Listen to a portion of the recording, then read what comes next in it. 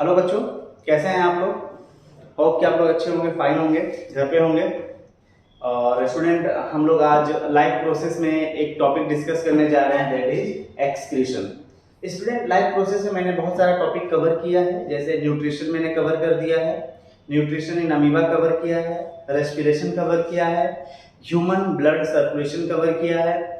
तो आज अगर आप लोग वो वीडियो लेक्चर अगर आप लोगों ने नहीं देखा है तो आप मेरे चैनल पे प्लेलिस्ट में जाके आप देख सकते हैं। स्टूडेंट, आज हम यहाँ पर बात करेंगे excretion. Student, excretion it is a very important topic of life process. यहाँ से क्वेश्चन भी पूछा जाता है और ये दोनों में है। आप जानते हैं ये सीबीएसई का भी एक टॉपिक है क्लास 10, और क्लास 10 आईसीएसई में भी ये पढ़ाया जाता है, ठीक है ना। तो उस हिसाब से मैंने आपको यहाँ पे पढ़ाने जा रहा हूँ, पूरा एकदम एग्जैक्ट सिलेबस के अकॉर्डिंग। तो यहाँ पर ध्यान दीजिए। तो स्टूडेंट, अगर हम बात करते हैं एक्सक्रीशन क्या है, तो इससे एक्सक्रीशन को समझने के लिए आप जानते हैं स्टूडेंट कि हमारे बॉडी के अंदर 24 आवर कुछ ना कुछ रिएक्शन चल रहा है। हमारे बॉडी में कुछ चीजें बन रही हैं और कुछ चीजें टूट रही होती हैं। तो ये जो रिएक्शंस होता है इसको हम लोग बोलते हैं मेटाबॉलिक रिएक्शंस। क्या बोलते हैं? Metabolic reaction. मेटाबॉलिक रिएक्शन में जब कुछ हमारे बॉडी के अंदर जब कोई चीज टूटता है तो उसको बोलते हैं कैटाबॉलिक रिएक्शन, और अगर कोई चीज बनता है तो उसको हम लोग बोलते हैं एनाबॉलिक रिएक्शन, ठीक है ना। तो ये दो तरह का रिएक्शन चलता है, 24 आवर ये रिएक्शन चलेंगे हमारे बॉडी, हमेशा ये रिएक्शन चलते रहता है। तो बच्चा, जब हमारे बॉडी के अंदर ये सब रिएक्शन चलता है तो उस रिएक्शन के दौरान कुछ हार्मफुल वेस्ट जनरेट होते हैं जिनको हम लोग मेटाबॉलिक वेस्ट कहते हैं, और उसी वेस्ट को जब अपने बॉडी से हम रिमूव करते हैं तो उसको हम लोग बोलते हैं एक्सक्रीशन। तो एक्सक्रीशन का अगर हम डेफिनेशन की बात करते हैं तो इट इज रिमूवल ऑफ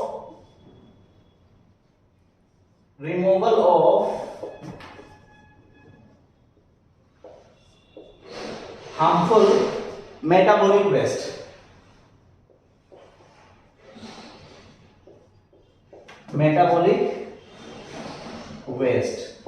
ठीक है ना। तो जब हम हार्मफुल मेटाबॉलिक वेस्ट को अपने बॉडी से रिमूव करेंगे तो उस प्रोसेस को हम लोग बोलते हैं एक्सक्रीशन। और एक्सक्रीशन एक बहुत इंपॉर्टेंट फिनोमिना है स्टूडेंट। अगर ये हार्मफुल मेटाबॉलिक वेस्ट हमारे बॉडी के अंदर अगर इकट्ठा होते रहेगा, अगर ये एक्यूमुलेट होते रहेगा तो हमारे बॉडी पे ये सीवियर इफेक्ट डाल सकता है, हमारे बॉडी को एक बहुत हार्मफुल इफेक्ट डाल सकता है। और उसी वजह से हमें क्या करना है, अपने बॉडी के अंदर जितने भी मेटाबॉलिक वेस्ट हैं उसको रिमूव करना है, ठीक है ना। एक वर्ड है student, osmo regulation. Osmo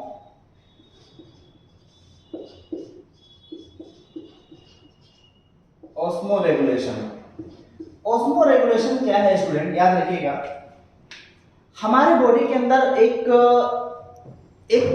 proper balance में वाटर और सॉल्ट प्रेजेंट है, उसी को हम लोग बोलते हैं ऑस्मोटिक बैलेंस या ऑस्मोटिक कंसंट्रेशन, ठीक है ना। हमारे बॉडी में आप देखते हैं कभी भी अगर आपको स्वेटिंग होगा या फिर ब्लड अगर गलती से भी अगर मुंह में चला जाता है तो हल्का सा सॉल्टी लगता है, मतलब हमारे बॉडी में वाटर और सॉल्ट का एक प्रॉपर कंसंट्रेशन है। तो जब उस कंसंट्रेशन को हम मेंटेन करते हैं तो उसी को बोलते हैं ऑस्मो रेगुलेशन। क्या है student osmoregulation? It is the maintenance of क्या? Water and salt concentration in the body। जब हम अपने बॉडी में वाटर और सॉल्ट के कंसंट्रेशन को मेंटेन करते हैं स्टूडेंट तो उसी को हम लोग क्या बोलते हैं? ऑस्मो रेगुलेशन, ठीक है ना। ये इंपॉर्टेंट पॉइंट है, मेंटेनेंस ऑफ क्या? वाटर एंड सॉल्ट कंसंट्रेशन, ठीक है ना। तो ये दोनों ही फिनोमिना, एक्सक्रीशन और ऑस्मो रेगुलेशन, ये दोनों ही फिनोमिना हमारे बॉडी के अंदर बहुत ही इंपॉर्टेंट है। और ये दोनों ही काम याद रखिएगा, ऑस्मो रेगुलेशन एंड एक्सक्रीशन, ये दोनों ही हमारे बॉडी के अंदर कौन परफॉर्म करता है स्टूडेंट? ये परफॉर्म करता है किडनी। तो kidney is responsible for the क्या? Kidney is responsible for both excretion as well as osmoregulation. Clear है स्टूडेंट? ओके, तो ये देखिए, अब सवाल ये उठता है कि सर हमारे बॉडी के अंदर कौन कौन से मेटाबॉलिक वेस्ट हैं। तो मेटाबॉलिक वेस्ट के बारे में अगर हम बात करते हैं स्टूडेंट, तो देखो क्या क्या मेटाबॉलिक वेस्ट है। मेटाबॉलिक वेस्ट, तो अगर हम मेटाबॉलिक वेस्ट के बारे में बात करते हैं स्टूडेंट, तो सबसे पहला जो मेटाबॉलिक वेस्ट है स्टूडेंट याद रखिएगा CO2 है, ठीक है ना। दूसरा है स्टूडेंट वाटर। याद रखिएगा वाटर मेटाबॉलिक वेस्ट कब होगा, जब वो एक्सेस हो जाएगा। तो excess water is a waste, water waste नहीं, एक्सेस वाटर, ठीक है ना। तो हम इसको लिख सकते हैं स्टूडेंट एक्सेस वाटर। तो एक्सेस वाटर एक वेस्ट के रूप में ही काम करता है। और तीसरा जो मेटाबॉलिक वेस्ट है स्टूडेंट वो है नाइट्रोजीनियस वेस्ट।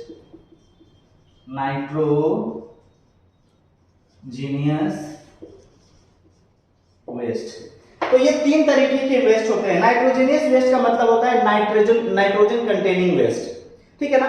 तो सवाल ये उठता है कि सर ये जो वेस्ट है ये हमारे बॉडी में कैसे प्रोड्यूस होते हैं। तो बच्चा जनरली ये देखिए CO2 एंड वाटर जो होता है they are produced by the consumption of carbohydrate और फैट्स। जब हम कार्बोहाइड्रेट और फैट्स को जब अपने बॉडी के अंदर मेटाबोलाइज कर देते हैं, ठीक है ना, तो उससे क्या प्रोड्यूस होगा, CO2 एंड वाटर। तो ये CO2 एंड वाटर ये जो मेटाबॉलिक वेस्ट है ये किसके मेटाबॉलिज्म से प्रोड्यूस होता है, carbohydrate and fats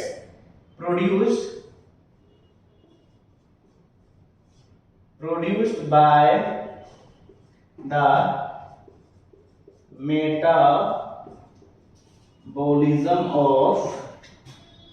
metabolism of carbohydrate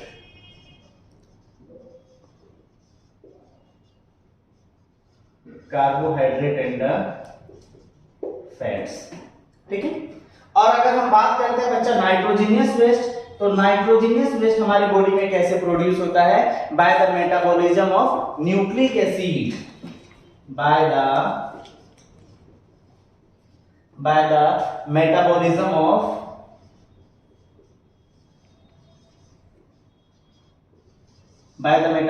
of protein and nucleic acid, ठीक है। तो बच्चा ये देखिए ये तीन तरीके का वेस्ट हो गया, ठीक है ना। CO2 और वाटर ये भी मेटाबॉलिक वेस्ट है। जब कार्बोहाइड्रेट और फैट्स को जब हम मेटाबोलाइज करते हैं तो ये प्रोड्यूस होता है। और नाइट्रोजनियस वेस्ट किससे बनता है, मतलब नाइट्रोजन कंटेनिंग वेस्ट कहां से प्रोड्यूस होता है हमारे बॉडी के अंदर, प्रोटीन और न्यूक्लिक एसिड के मेटाबॉलिज्म से। अब सवाल उठता है कि सर ये नाइट्रोजीनियस वेस्ट क्या होते हैं, कौन से होते हैं, किन किन वेस्ट को हम लोग नाइट्रोजीनियस वेस्ट कहेंगे स्टूडेंट। तो याद रखिएगा नाइट्रोजीनियस वेस्ट हमारे बॉडी में तीन होता है। बच्चा देखिए मैं यहाँ पे लिख दे रहा हूँ, ध्यान से देखिए। एक होता है अमोनिया NH3, दूसरा होता है स्टूडेंट यूरिया, और तीसरा होता है स्टूडेंट यूरिक एसिड, ठीक है। तो अमोनिया, यूरिया और यूरिक एसिड ये तीन तरीके का, तो ये तीन नाइट्रोजीनियस वेस्ट हैं, अमोनिया, यूरिया और यूरिक एसिड। अब देखते हैं स्टूडेंट कि ऐसे बहुत सारे ऑर्गेनिज्म हैं जिसमें urea as a nitrogenous waste निकलता है, ऐसे बहुत सारे ऑर्गेनिज्म हैं जिसमें अमोनिया निकलता है, यूरिक एसिड निकलता है। तो अलग अलग कैटेगरीज होता है एनिमल्स का जो नाइट्रोजीनियस वेस्ट को रिलीज करते हैं, ठीक है ना। देखते हैं स्टूडेंट।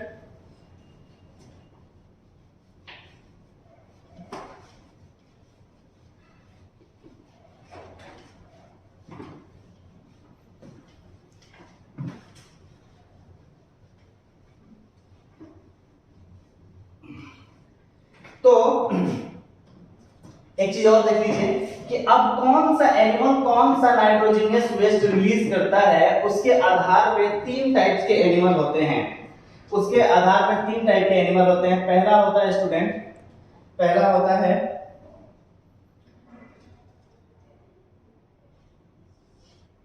अमोनोटेलिक ऑर्गेनिज्म,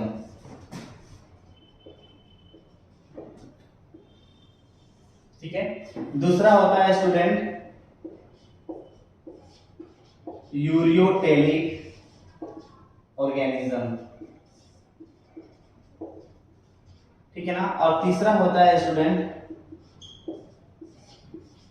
यूरिकोटेलिक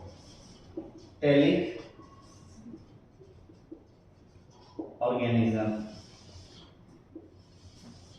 ठीक है ना। तो these are the 3 categories of animal जो नाइट्रोजनियस वेस्ट को रिलीज करते हैं। देखो स्टूडेंट, अमोनोटेलिक वो ऑर्गेनिज्म होते हैं जो अमोनिया को as a nitrogenous waste remove करते हैं, ठीक है ना। Remove ammonia NH3 as a nitrogenous waste, nitrogenous waste, ठीक है ना। तो अमोनोटेलिक वो होते हैं जो नाइट्रोजनियस वेस्ट मतलब कौन से नाइट्रोजनियस वेस्ट को रिमूव करते हैं? अमोनिया, ठीक है ना। एक ओके। यूरियोटेलिक क्या होते हैं स्टूडेंट? जो क्या रिमूव करते हैं? Remove urea as a nitrogenous waste, ठीक है ना। और स्टूडेंट यूरिकोटेलिक वो होते हैं जो क्या रिमूव करते हैं? Remove uric acid as nitrogenous waste, ठीक है ना। तो ये कुछ एनिमल्स के कैटेगरीज हैं, ठीक है ना। तो ऐसे ऑर्गेनिज्म जो अमोनिया को रिमूव करते हैं एज ए नाइट्रोजनियस वेस्ट उनको हम लोग अमोनोटेलिक ऑर्गेनिज्म कहते हैं। जो यूरिया को रिमूव करते हैं वो यूरियोटेलिक कहेंगे, और जो यूरिक एसिड को रिमूव करते हैं उसको यूरिकोटेलिक कहेंगे। देखो स्टूडेंट, जनरली क्या होता है, सिंपल सा कैटेगरीज है कि अगर हम बात करते हैं कि इन तीनों में से अमोनिया, यूरिया और यूरिक एसिड, अगर इन तीनों में से अगर आपसे पूछा जाए कि ज्यादा पॉइजनस कौन सा है, तो आप कहेंगे ज्यादा हार्मफुल कौन सा होता है, तो अमोनिया NH3 ये ज्यादा हार्मफुल है। उसके बाद आता है स्टूडेंट यूरिया, उसके बाद आता है लीस्ट यूरिक एसिड। तो मोस्ट पॉइजनस क्या है स्टूडेंट? अमोनिया, ठीक है ना। मीडियम में कौन सा है? यूरिया, और एकदम लीस्ट पॉइजनस जो होता है वो यूरिक एसिड होता है। यूरिक एसिड को रिमूव करने के लिए लेस वाटर चाहिए, और अमोनिया को रिमूव करने के लिए वाटर कंटेंट क्या होना चाहिए? हाई, ठीक है ना। इसको ज्यादा वाटर कंटेंट चाहिए इसको रिमूव करने के लिए। और यूरिया को रिमूव करने के लिए मीडियम चाहिए, मीडियम अमाउंट ऑफ वाटर चाहिए। तो स्टूडेंट, अमोनिया वैसे ऑर्गेनिज्म में ज्यादा रिलीज होता है जो एक्वेटिक होते हैं, जो पानी में रहते हैं, ठीक है ना, जिनको पानी सफिशिएंट अमाउंट में मिलता है। तो ऐसे ऑर्गेनिज्म में जो नाइट्रोजनियस वेस्ट प्रोड्यूस होता है वो होता है अमोनिया। क्लियर है स्टूडेंट? उसके बाद आगे हम देखते हैं, देखिए ये होता है एक्सक्रीशन। और स्टूडेंट, एक्सक्रीशन जैसे हमारे बॉडी में हर चीज को परफॉर्म करने के लिए एक सिस्टम होता है। सर्कुलेशन को परफॉर्म करने के लिए सर्कुलेटरी सिस्टम मैंने बताया था, रेस्पिरेशन को परफॉर्म करने के लिए रेस्पिरेटरी सिस्टम, रिप्रोडक्शन को परफॉर्म करने के लिए रिप्रोडक्टिव सिस्टम होता है। उसी तरह स्टूडेंट, एक्सक्रीशन को भी परफॉर्म करने के लिए हमारे पास एक सिस्टम होता है, उसको हम लोग बोलते हैं एक्सक्रीशन को परफॉर्म करने के लिए एक सिस्टम होता है जिसको हम लोग बोलते हैं एक्सक्रीटरी सिस्टम। क्लियर है? ओके स्टूडेंट, तो अब हम लोग यहाँ बात करेंगे ह्यूमन एक्सक्रीटरी सिस्टम में। तो स्टूडेंट देखिए, ह्यूमन एक्सक्रीटरी सिस्टम में ये है, आपको समझना है। तो ऐसे देखो, एक